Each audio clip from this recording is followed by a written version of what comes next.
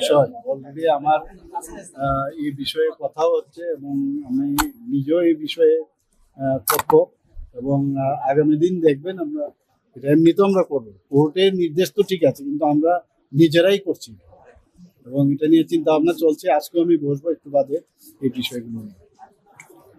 যে যারা মনে করছে যে পাবে না, আমি বলবো যে আপনারা পাবেন, একটু ধৈর্য ধরতে হবে। এখন সময়ে কথা বলবে, এর মধ্যেই আপনারা খবর পাবেন। सर, मेडिकल सेक्टर को डेवलप करने के लिए सरकार किस तरह का प्रयास ले रहे हैं? और ऑपोजिशन हमेशा जो आरोप लगाते हैं कि आप लोग रिक्रूटमेंट नहीं कर रहे हैं, मगर आज भी रिक्रूटमेंट हुआ है, तो क्या बोलना चाहेंगे? क्या तो इनको दिखाइए ना, उनको सुनाइए, ये जाके आप लोग दिखाइए। ये तो एवरीडे आप देख रहे हो कैसे अपॉइंटमेंट हो रहा है, और साइड बाय साइड एम्प्लॉयबिलिटी भी हम लोग कर रहे हैं यहाँ पर। पहले तो ऐसा नहीं था, कुछ कभी नहीं होता था, खाली जिंदाबाद जिंदाबाद ये सब भी करते थे। हम लोग तो काम करने वाला आदमी है, निकल गया राज्य के लिए, देश के लिए काम करने के लिए। इसलिए हम लोग का काम का स्टाइल ही अलग है। माननीय प्रधानमंत्री जी जिस तरह काम करते हैं हम भी करते हैं। স্যার, টিপিএসসি এর ক্ষেত্রে দেখা গেছে আপনারা ওয়েটিং লিস্ট থেকে এখন যারা উত্তীর্ণ হচ্ছেন তাদেরকে আপনারা রিকমেন্ডেশন দিচ্ছেন। বাকি অন্যান্য যে টিপিএসসি সেক্টরে টিসিএস, টিএফএস বা যে কম্পিটিটিভ বা কম্বাইন্ড এক্সাম বা জিআরই, এগুলির ক্ষেত্রে কি আপনারা ওয়েটিং লিস্টের যে প্রসেসটা সেটা চালু করবেন স্যার? না, টিপিএসসির মধ্যে কি হয়েছে, আমাদের ডাক্তারদের তো মানে মানে খুব প্রয়োজন। তো সেই জায়গায় দাঁড়িয়ে আবার নতুন করে যদি আবার টিপিএসসি অ্যাডভার্টাইজমেন্ট হয়, তো যেহেতু লিস্ট তৈরি আছে এবং লিস্টের মধ্যে সাধারণত তাদের যে লিস্টটা 1 বছর অবধি, আমার যতটুকু মানে আইডিয়া আছে বা আমার যে এক্সপিরিয়েন্স, 1 বছর অবধি তার মানে সেটা বহাল থাকে। তো সেই জায়গায় দাঁড়িয়ে আমি আধিকারিককে বলেছিলাম যে আপনারা তাড়াতাড়ি করে যারা জয়েন করেনি ওই যে গ্যাপটা, সেই গ্যাপটার মধ্যে তাদের লিস্টটা টিপিএসসিকে বলুন, তারাই যেন সিলেকশন করে ওটা পাঠায়। সেই কারণে ওদেরকে করানো হয়েছে। নতুন নার্সিং অফিসার নিয়োগের ব্যাপারে সব বিষয়ে আমরা আস্তে আস্তে করে, আমি তো বললাম যে বিভিন্ন যেসব জায়গাগুলো আছে, এক তো নতুন পোস্ট ক্রিয়েট হচ্ছে। আপনারা দেখেছেন আমাদের যে স্পোর্টস পার্সন গভর্নমেন্টের, উনি প্রায়শই বলেন এতগুলো দপ্তরের এতগুলো পোস্ট ক্রিয়েট হয়েছে, ফিল আপ হয়েছে, প্রায় তো আপনারা যান সেগুলো তো আপনারা দেখেছেন। আমরা সব জায়গায় এগুলো করছি।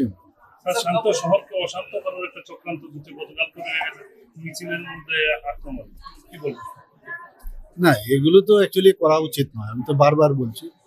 এখন এগুলো তো যখন বলি আমি, কিন্তু বলার আগে যারা এগুলো বলছে ওনাদের সময় একটু চিন্তা করা উচিত। কি করতো আগে? মানুষ তো ভয়ে ঘর থেকে বেরোতে পারতো না। এখন তো অনেকটা জায়গায় ঠিকঠাক হয়েছে। আমি বলবো এই ধরনের কাজ করাটা ঠিক নয়, এগুলো উচিত নয়।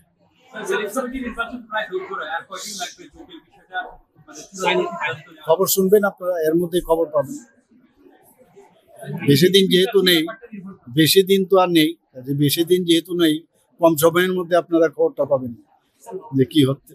You're developing things are fine, but one problem is the alliance between the two alliance partners. Things are not moving very smoothly. What is the reason?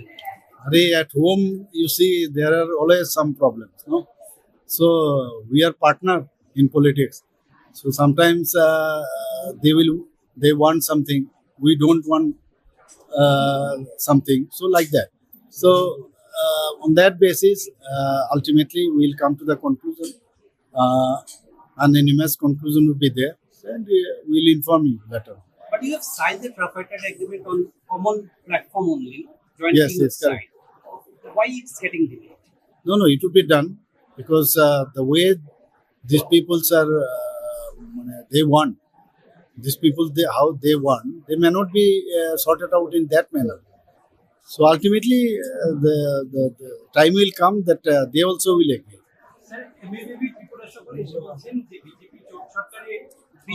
CPM এর জেনারেল সেক্রেটারি এমএবিবি ত্রিপুরায় এসে বলছেন বিজেপি জোট সরকারের অনুন্নয়নকেই পুঁজি করে সিপিআইএম তাদের রাজনৈতিক জমি পুনরুদ্ধার করছে। ওনারা তো এগুলো বাইরে এগুলো মুখস্থ হয়ে গেছে না। এখানের উন্নয়ন যারা এসছেন ত্রিপুরা সম্পর্কে আইডিয়াই নেই। কিন্তু আমি নিশ্চিত যখন এয়ারপোর্ট থেকে নামেন, এয়ারপোর্ট থেকে আসতে আসতে ভিতরে কিন্তু একরকম, বাইরে আরেকটা বলেন।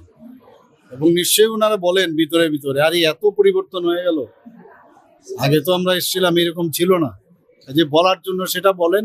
উন্নয়নের তো প্রশ্নই ওঠে না মানুষের কাছে গেলে। আর এই উন্নয়নের যদি বেশি জোর দেন তাহলে এখন তো শূন্যের কোঠায় দাঁড়িয়ে গেছে এডিসি জায়গায়, আগামী দিন বিধানসভাতেও দেখবেন কোথায় যায়।